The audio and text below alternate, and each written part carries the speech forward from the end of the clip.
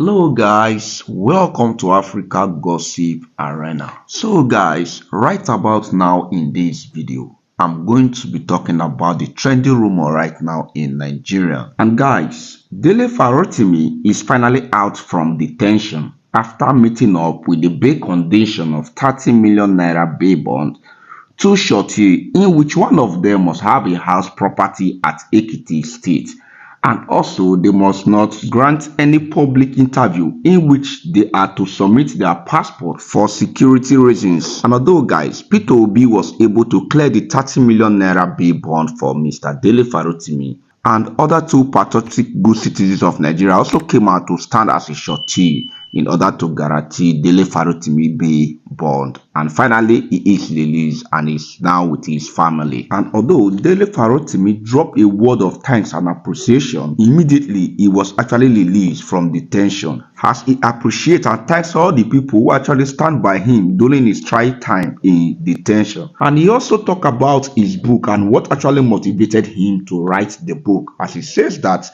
everything he wrote about that book are nothing but the truth. There is no lie inside the book. But we all know that what Dele Farotimi wrote about that book, the Nigeria and its criminal justice law, is 100% true. But due to the point that in Nigeria right now, when you are big, so you can influence and intimidate anybody in the community. But right now, guys, Dele Farotimi is the kind of people we need in this country. The same way we need very dark man in one sector, the same way we need Mr. Harris Igwaminishi in one sector, the same way we need people like Shehu Kuti in one section, the same way we need people like Isaac Fayoshe in one sector, we need people like Sowole in one sector, because those are people who are actually coming out to speak the truth. Aisha Yusuf, those are people who are actually coming out to speak the truth about our failed country and our failed government. Anyway, let me leave you to watch this video to the end to see what Dele Farotimi actually said immediately he was actually released from detention.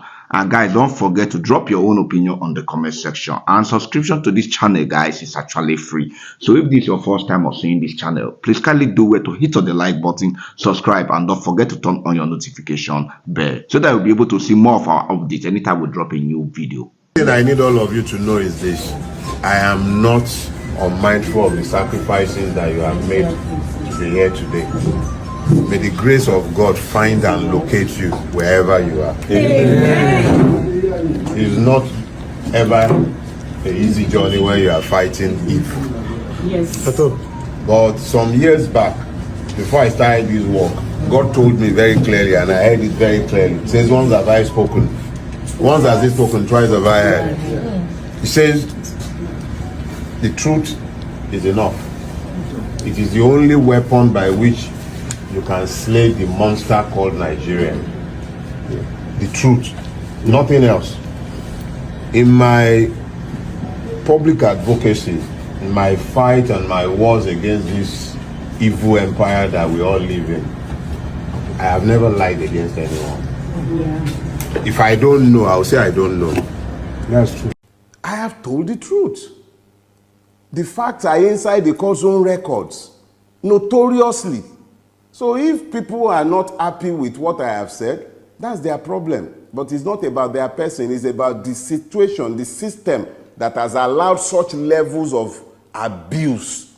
We cannot have a system that regulates impunity and then that licenses men to act as though they are gods and citizens as serfs that they can simply trample upon their head and then use the courts to legitimize the evil. No. So you are saying what you have inferred in this book to me looks like a frustration of a lawyer who has seen the worst case scenario of what could have happened in any justice system, even in hell, and you have said, look, anybody who goes to find justice in the Nigerian system is a sheer waste of time. Does that represent your position after all said and done? To a very large extent, you are correct, but I need to, because there are nuances to these things as well. Number one, it would be disingenuous of me to suggest that it is the evils that I saw in the system that led me to walk away from legal practice. That would not be true. I had already decided I was leaving when I turned 50. What happened in this case happened, I think, in 2013. So it's a story that took, no, 2012, 2013 is a story that took almost 12 years to write. So even after it had happened, I remained in practice for, I think, another 5 years before retiring. So it wasn't because of this. But when it comes to the truthfulness of your assertion that I had become disenchanted with the capacity of the system to deliver anything of value, you are completely correct. It had become clear to me that the Nigerian judicial system is completely unfit for purpose. Look, United Nations Office for Drug and Crimes was very clear in his indictment of the Nigerian judicial system. He says it is corrupt, horribly corrupt. That is not me. It is now my own experience. You know, when you are talking in abstracts and you are talking about the corruption of the judiciary, you are still speaking abstractly. What I have done is to offer my own first-hand experience within the system. I have merely spoken to what I saw within the system, what I witnessed. So where the United Nations Office for Drug and Crime can speak generally and in broad terms, where Mr. Shofunde could speak about the Supreme Court having become perfunctory with his judgment. I'm quoting him. Supreme Court judgment has become perfunctory. This is not, those are not rabble rousers. You can say Dele Farotimi is not well, he's a rabble rouser. Those are not Dele Farotimi. Those are individuals and institutions to whom you can at least ascribe some measure of temperance, unlike me. So that's what it is. So many times that I'm thankful for the opportunity to perhaps explain it so that the idiots who have continued to assume that I have broken my word would be clear. I said if he won the presidency, I'll leave Nigeria on exile. So let me clear that up. For him to have won, the people would have had to have voted for him. We didn't vote for him. He stole the presidency. Yakubu and INEC sold him the presidency. The presidency is not an expression of the people's will. It is an expression of the debauchery of INEC and the height of our judicial corruption. He did not win the presidency. If I had left, I would have been sanitizing and deodorizing a skunk. If nothing else, I rise and fall by my word. And when I said that I would live on exile if this man won, it was so that people will know that I do not believe Nigerians to be depraved enough to be possessed of the idiocy to vote somebody like him into power. And they did not. Anybody who prefers to delude themselves can continue to delude themselves, but Tinubu knows, INEC knows, the judiciary knows, and so do a lot of Nigerians, that Tinubu did not win the presidency. He stole it. So I'm not leaving because he did not win. It's that simple. That I'm still here is in rebuke of him. It actually cost me a lot more to stay here. It's not just the multiple level of danger that I face on a daily basis by remaining in Nigeria. Because if they will be planning my murder 3 years ago when they were not in power, one of his goons in Lagos State was the one sat at the head of the plot to kill me. They are the ones in power now. Ordinarily, I should run now. But I'm here. I am here because he did not win. He knows it. And every man and his dog in Lagos State knows it. He was beaten resoundingly in Lagos on the 25th of February. He couldn't even make 15% in Lagos. Segun Agbaje, the INEC commissioner in Lagos State, cannot produce the form EC8A for Lagos State up till today. I was the person who was charged by the Obi legal team to collect the election material from INEC. He could not, up until today, INEC in Lagos State cannot give us the form EC8A, which is the polling unit level result. Because they know he lost. He lost woefully. He was thoroughly rejected across the length and breadth of the state that he has held hostage. For 24 years as at that time, he lost. So how much more the other parts of Nigeria? Let them continue fooling themselves. He has snatched it, grabbed it, but he can't run with it. And that's why we are all in the mess that we are in today. So yeah, if he had won, if Nigerians had been foolish enough to have voted for him, I would have left. It wouldn't be because of him. It would be out of protest that I could be stuck with such evil people who would have found the grace to vote for somebody like him. But as I have said, they did not vote for him. They rejected him. He has forced himself on us. And we can't do much about that. But I'm not going to legitimize his stealing by leaving. He didn't win. I'm so glad that Dele Farotimi is out of incarceration at Ekiti.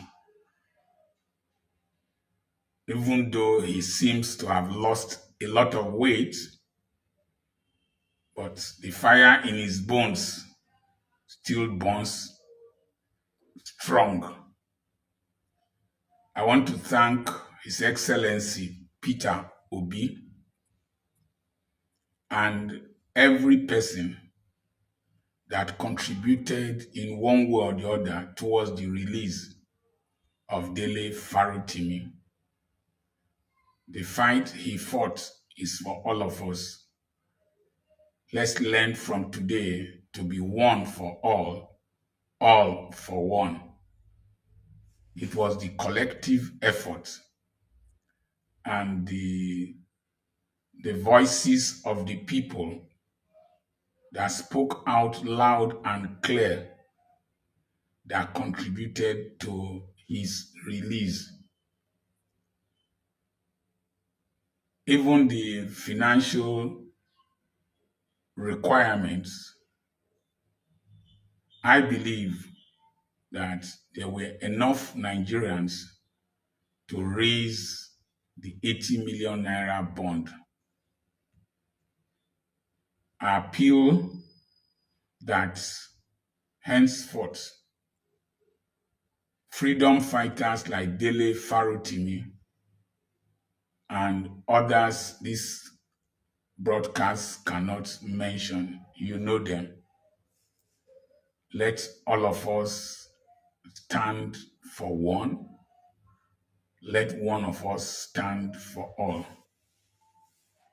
We will never walk alone. The struggle continues. Somebody's eyeing me here, but anyways, we got to do our Ovevekuve. This one is a good Ovevekuve. I just spoke to my brother Dele Farotimi, DF, their father. Who they be? They don't buy market, so they don't know who they will touch. Now Dele Farotimi they go touch. Shoo! You know, say when person never get sex, when sex no enter the person, the person they do anyhow. They think say as they oppress everybody, oppress anyhow. Now they go call oppress Dele Farotimi. And they buy market for Nigerians. Now we start time. Now they what time? Now say go bill. The thing be say our person know they look for trouble. But if trouble come meet am, you will grab her like your long lost friend. Now be the matter where they grab now. It is something else. And it was just so beautiful just hearing his voice, and he like, and as I just see the call, I saw Dele Farotimi call. I'm like, yes, I can now confirm. True. He is out. The one, okay, the other ones, I never see here in voice. One of the things that really pained me, I was like, as soon as he called, I was like, bros, I'm so sorry. It was the fact that I was not in Nigeria. I'm still not in Nigeria when this thing happened. After all, we for camp now, we for Kukuma, they camp there. It's okay, see us. So I say, if now all of us now Kukuma will arrest all of us, carry all of us, they carry go. After all, waiting they even outside. For me, I just feel say, now that prison or whatever, now their revolution will start from now, because now that revolution supposed start from, not even for outside, because the people where they outside, they be like say they don't finish them, they don't carry them reach where they no suppose carry them reach. nothing remained there again. But it was really so nice, speaking to him. I mean, very spirited, of course. Now, you can't break his spirit. Now, you can't break someone's spirit who is standing with the truth. There's something about the truth that is so freeing. It might put you into lots of trouble. You might get into lots of trouble. You might get into, just people might not like you, which is that one is very common. Usually people don't like you, but at the end of the day, even those who don't like you, when it comes to matter of truth, they know that they will seek for you. They don't need to like you, but they will seek for you. They know that whatever it is you're saying is that truth. So there's a freedom that truth gives. So no matter what you do, and I say this to everybody, I say it to myself all the time, don't be on anybody's side. Always be on the side of truth. And if you're on the side of truth, get wahala. Everything set, everything is good. So it's really been so just thinking to, just talking to Dele Farotimi and just hearing his voice. He's a strong spirit, doing so well. Babalola, hey, how much is money? Hey, balling, premium or nothing. It just it's so funny because I don't even know why on earth did they think that trying to oppress, harass Dele Farotimi was going to work for them. I don't understand it. Like, well, it's probably what they call that hubris. They've been doing this so much, it's got into their head. They feel they're untouchable, they can do anything anyhow. And the number of things that have come out about AfE Babalola, hey, Lord have mercy. None of us were paying attention. I wasn't paying attention. I didn't even know. Because for me, I always say one thing. Before 2014, I didn't even know whether there was a country called Nigeria. I lived my life as if I was not a citizen of this country. I didn't have anything to do with government. My own was that focus on my life, focus on the people around me. Literally, if the president could have walked past me and I wouldn't even know who that is, that was how bad my own is. So that's why a lot of people, I don't know them. I have not even followed.